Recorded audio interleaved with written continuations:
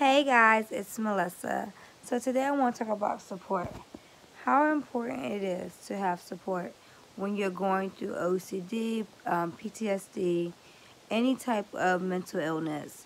You know, a lot of people and families don't really understand mental illness to the extent that other people do. So it's important to create a support system surrounding you.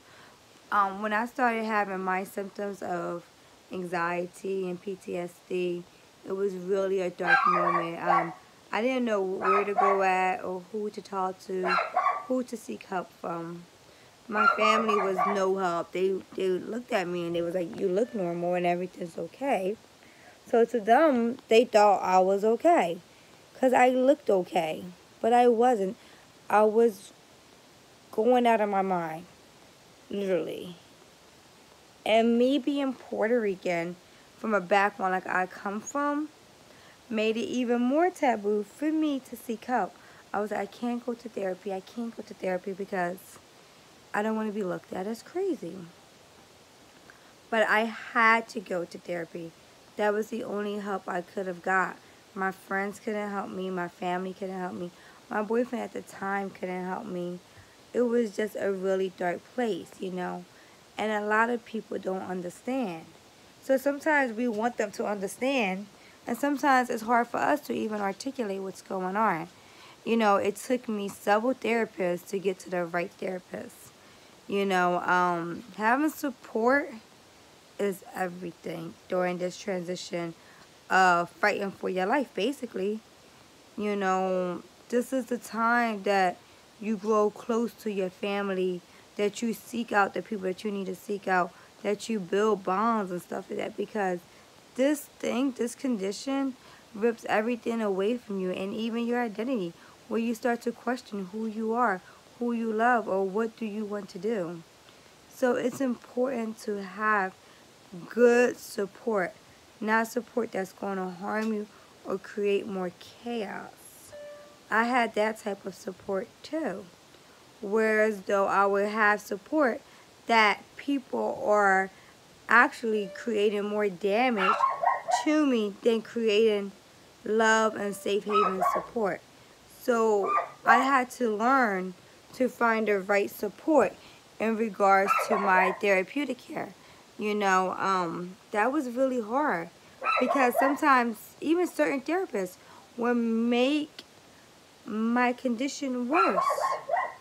And that in itself was terrible because they didn't know how to treat me.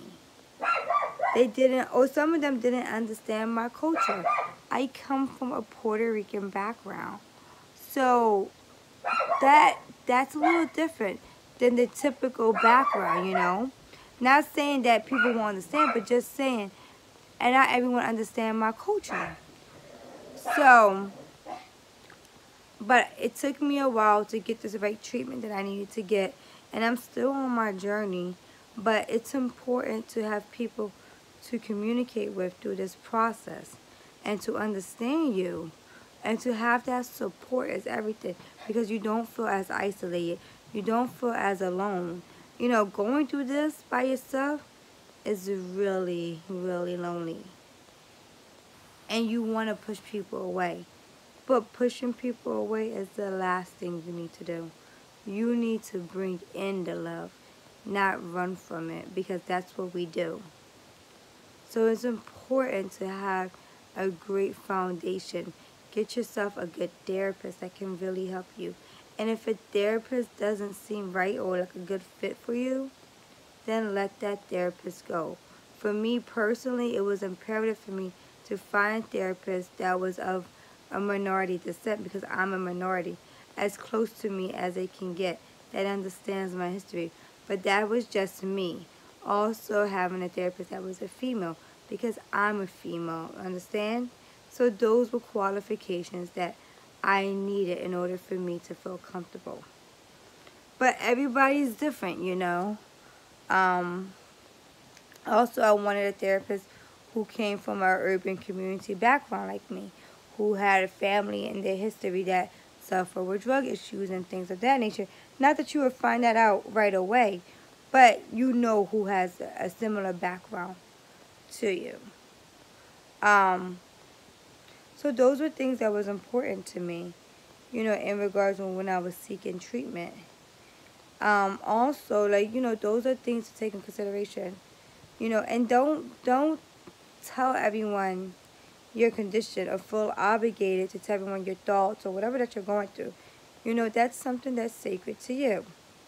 And when you're ready, you will expose those things to who you want, a safe community of people, you know, who you're comfortable with. So those are things that you want to take into consideration. Support, support, support.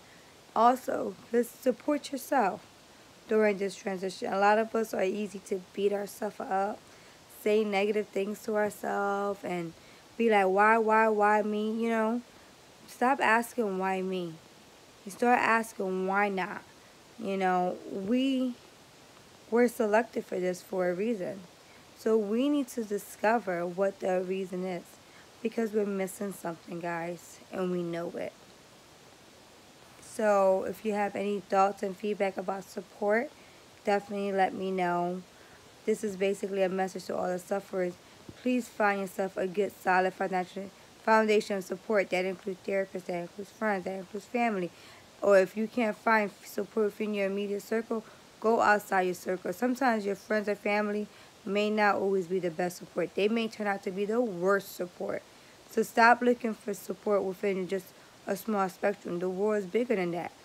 I personally found support outside of my friends or family. I found support through my YouTube. So I'm just letting you know that there's more than one way to find support. Bye, guys. Let me know your thoughts. I love y'all. Say bye. Say hey, Rufus. That's my baby. See ya.